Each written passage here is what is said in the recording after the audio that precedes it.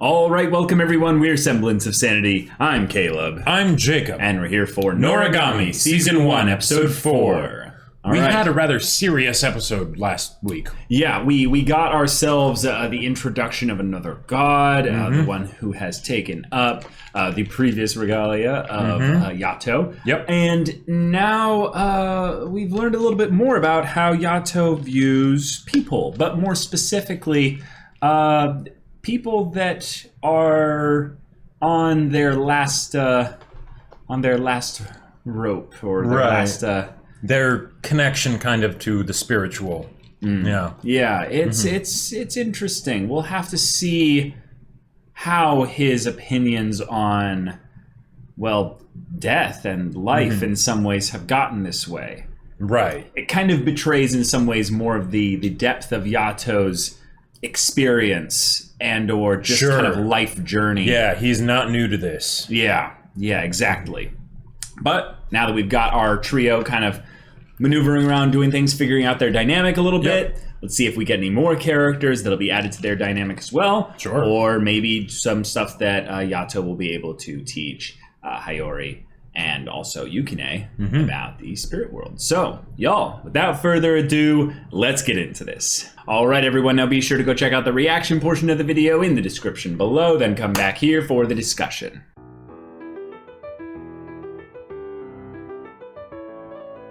Well, okay, we got ourselves some serious developments and exposition regarding what's going on. So, new characters. Yes. We got ourselves another god, not the god of fortune, but the god of poverty. Exactly. Which financial misfortune. I love that in some, like, weird, twisted way.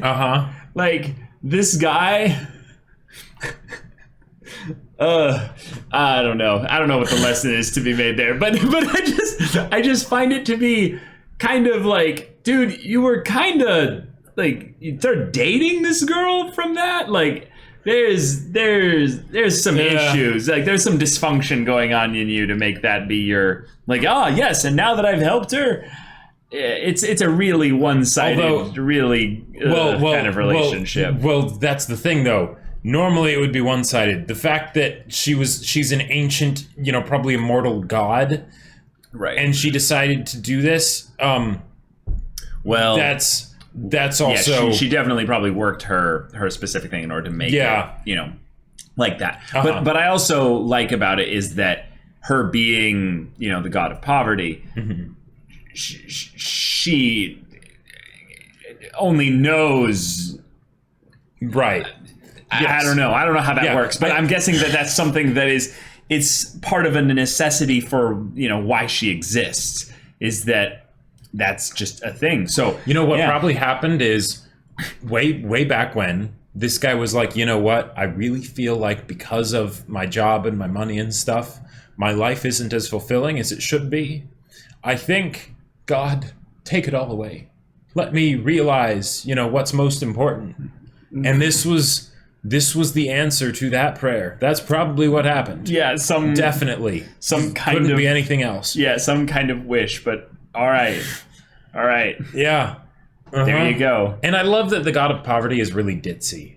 I think that it's the airhead, and short, cute with a little tooth popping out, and too much energy, and just sort of does whatever she feels like. It's like, yep. That sounds like the god of poverty. But I will say that it is her dynamic with her regalia in combination with her personality that makes this so endearing. Because his whole thing of being excessively protective to the point of being controlling, like really big, and like really big reason for it. Yeah, but I'm not protecting you. I'm protecting literally everyone else. Like, it's in some ways a fun look at the regalia god dynamic in a way that makes Yukine and Yato's look a little bit more normal. Yes. Because then with Yukine and Yato, you see that, well, they haven't had as much time actually to figure out a dynamic. So this being awkward at the beginning, that just makes sense. Sure. If anything, it's going to get better and better.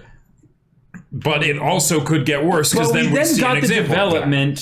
But then we got the development that Yato is a god of war. I like that she said a god of war. Right.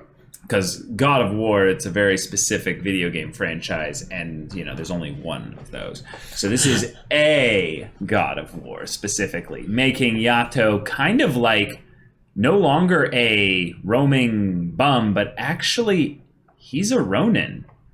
Like he's a god for hire. He is a sword for hire. That is terrifying. Like think about that. That's actually something I wish I would have noticed way sooner. He is literally a Ronin. It's perfect. And then when we show him, yes, he's a modern day Ronin. Yeah, in the spiritual sense as well. But seeing him have that Hyakimaru look, where it's like, oh no, not only that, he was a legit Ronin, like a god Ronin for hire back then. And oh man, the amount of killing between clans, families, whoever the current shogun was at the time, which kept switching back and forth. Oh yeah, there would be so much killing in feudal Japan at that time. And if you have gods that actually like answer your prayers for things like that, right? Well, that's horrifying. One, it's horrifying, and Yato probably wasn't the only one. Of course not. Especially with the whole thing of you're a god of war, right?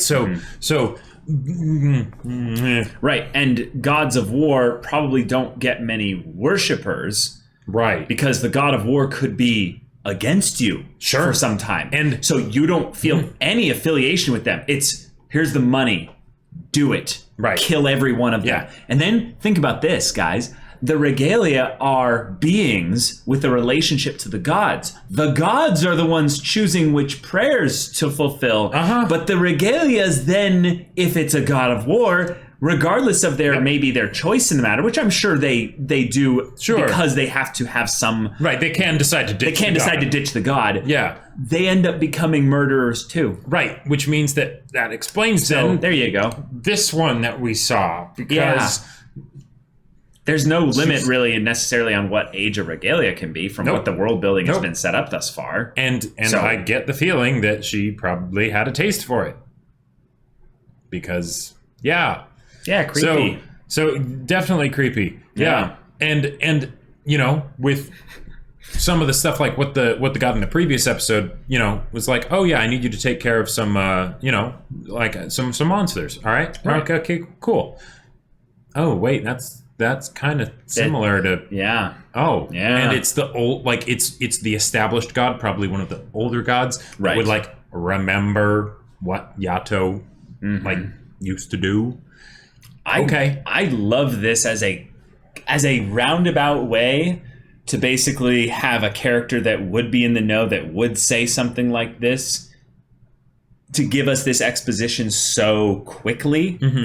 Because the fact that Yato has been kind of aimless, as far as we can see, like he's got his dreams and his ambitions, right?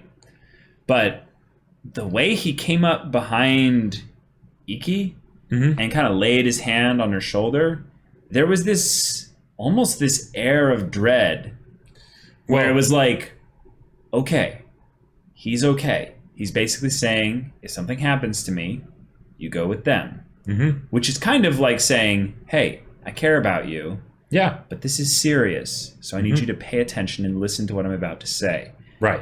Because it's the having the talk with the kid, where it's like, okay, like, and I'm not talking about that talk that everyone gets. I'm talking about the talk in the movies, Yeah. But that's I think something that is kind of an extra way to add emphasis to how creepy this was. She knew that he was basically a murderer, like he's a mass murderer, a killer for hire, basically. Maybe he hasn't done that necessarily. Maybe he hasn't done that in centuries. Perhaps. But I'll just say it now gives me a little bit of a clear picture as to why in the last episode he seemed so nonchalant about death. Yep. For one. Right. Because there's you've seen a lot of death, and I could definitely see that making someone a bit cold about it, especially if you don't see death as being the end, right? Sure. That makes a lot of sense, right? Death is just a transition period. Yeah, exactly, right. Yeah. It's natural. Yeah. It's normal. It is totally natural, yeah. But when you dole it out. But when you're the one like swinging the sword not against spiritual monsters, it's ooh. And you know what? And this makes me so excited because ooh. This makes the contrast between our two main characters even better. Because here we have Yato. He's a god of, or was a god of war. No, he is a god of war. He just might not have been, being active as a god of war for a while. He's not getting hired for that anymore. Right. He hasn't been getting jobs. Or maybe he's intentionally ignoring those jobs. Exactly. Because floundering around and doing nothing is actually, that's success, right? That gives me a picture of like an addict that's like, what doesn't matter what's happening as long as I'm not hitting. That's a win. Right? Oh, wait. Yeah, and war has not gone out of style at all. No, it definitely hasn't. It definitely hasn't. So, and that puts his dreams in a whole different perspective of where it's like, oh yeah, a time when everything's just happy and none of that shit's going on and and then you have Hayori, who is the regular high school girl. Right? Mm-hmm. She's the normal person in this crazy story, who's the sensible one and, it has to sort of put up with him, right? Yeah. and that's, there you go, right? She's in a lot of ways probably the anchor for Yato, because I think that's putting a bit of a stretch on it. I know what you're getting at, she but can't I think actually become an anchor for him. Right. And because the way she is right now, she is not heavy enough essentially in order to actually be an anchor, right? Well said, but in the case of Yukine might be like that, maybe like Jiminy Cricket, like potentially. But even then, it's Yato's more teaching him the ropes of things. So it's, but for her, maybe. Yeah.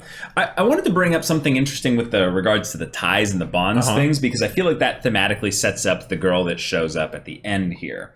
And I wanted to bring up your thing regarding how in real life it's easier to sever bonds than it is to form them.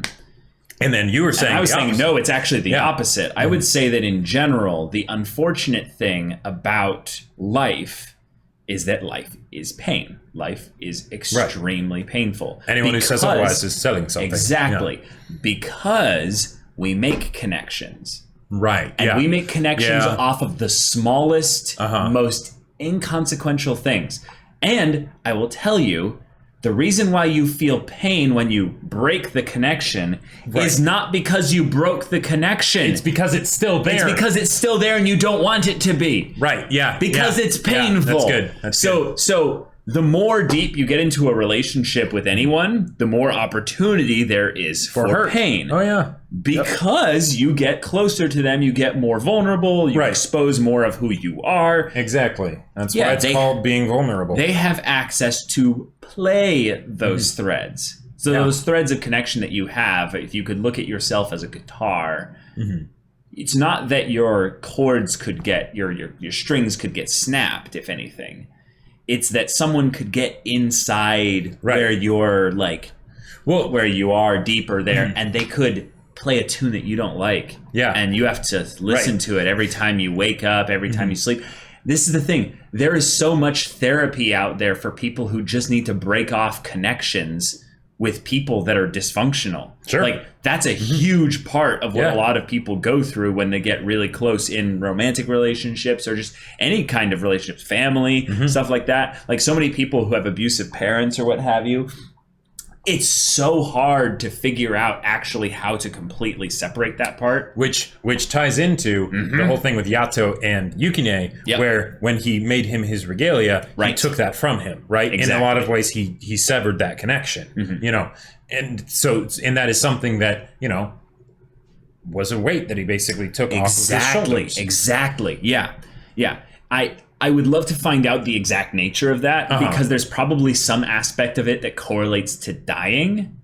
But I would also maybe say that it's probably way more that what it was Yato's actual efforts because of Yato experiencing the memory flashes. Yeah, it felt like he was more taking it in than just observing it as it vanished. Right, but it's just interesting that when he does that, he doesn't have a regalia, so it's not something where he's necessarily cutting it. It just, might be that it's part of his god thing, Right. It might just be that because he now has the connection between him and his regalia, and they share the mind, Sure. It's basically him using his power to basically be like, and that I'm going to bring over through the connection to my end of things. Oh. It hasn't been cut. The connection between Yukine and his family is not gone. It's just the memories of it is now something that Yato has taken. So something that was brought up in this episode towards the beginning that I think is pretty relevant to the stuff at the end is when I believe it was Hayori was talking about how, hey, you have Yukine as your regalia now. Right, you need to shape up. You need to shape up. You need to set a good example and things like that, right? Yeah. And I would say that at the end of the episode, that regalia is the example of when that goes badly, right? Oh. Because Gotcha. This is good. Totally pure conjecture what I'm about to say, right? Yeah. But I could see it being something and this would make it real nasty, right? Yeah. It's not. It might not necessarily be that she's just a crazy regalia, right? That could be it. That could totally be it. Sure. But it could also be something where maybe she was, a girl who got killed during one of the wars or whatever, and he was like, "Hey, I'll make you my regalia. This can be a, fresh start or whatever." But because he was still a god of war and doing all kinds of things like that, right? And they have that connection, it bled over. Right? It was something where now this is the form that she has taken, essentially, right? Gotcha. She's turned into this kind of, person, right? And that's a way in which Yato is basically responsible kind of for this having happened. Oh my God. Doesn't have to be that way at all. You know where I think you're right? Is she's a young child just like... Right. Yukine. Yeah. And... the way that I gotta get his name, but Jotaro. Right. The way that this guy kind of looked at Yukine was like, wow, so young, just a kid. Yeah. And it was one of those things of where he's like, yeah, that's a thing. Okay, I'm just gonna call him Jotaro for now. But the main thing is that I can't find his name. But the main thing is that they made the joke of the whole thing of he likes kids, which. We get the joke of it, but think about it in the context of what if it's actually Yato's the one that likes kids, and it's not that he is specifically targeting kids for his regalia and stuff like that, but it's that he specifically looks for those ones that have had the most suffering because so that he can help them bear that. Yeah. Because he's seen that much suffering. Right. And he's like, might as well put it in me, the most garbage of all the gods out there. Yeah. I'm the worst trash of the human I'm being. the trash god. Yeah, exactly. Oh, man. Yeah. Oh. So he's been taking in all their memories and burdens and stuff because like this is nothing to me. Right. Yeah. Like, I've killed thousands. Yeah. I've killed people who wished the blood for that me to kill others. Yeah. Like the blood I've spilled could fill lakes. Exactly. So it's one of those things of where this girl might have exactly been what you're talking about, in that she was one of those people who maybe he killed like a whole bunch of them. Maybe he killed her even. But it's his thing of realizing I can't really atone for who I was, but what if we go even deeper into this, what if even his personality being so abrasive is also so that he keeps switching out regalia so that he can keep saving I like it. young people who had their lives ended too early. And if that's the case, then she would be a great example of when he didn't do that and it went badly. Because if Wait. he didn't do that? With the regalia that came in at the end, right? But she's a kid. No, right. But if my crazy conjecture, idea is correct, right? And that she wasn't necessarily like this the whole time, right? Okay. But he made her his regalia and gave her kind of a second chance. But say she stayed as regalia for a long time while he was doing the God of War stuff. You know, she was given a blank slate, sure, but then it was all, you know, it was all written on again, right? You know, and that, like, it kind of feels almost like kids growing up and like parenting and things like that. Yeah. So that would then potentially be a reason for why, if what you're saying ends up being true, and that he is intentionally pushing away regalia after a while, because he doesn't want them to end up like that. He doesn't want that connection to get so strong that then it becomes a negative. Okay, that's what you were getting at. Okay, that would be interesting too, because then that could maybe be something where they get into the idea that eventually the regalia end up pulling from the god, and then they start tapping into the dark stuff he keeps really like deep down inside that he never shares with anyone, and then those regalia would end up getting eventually corrupted.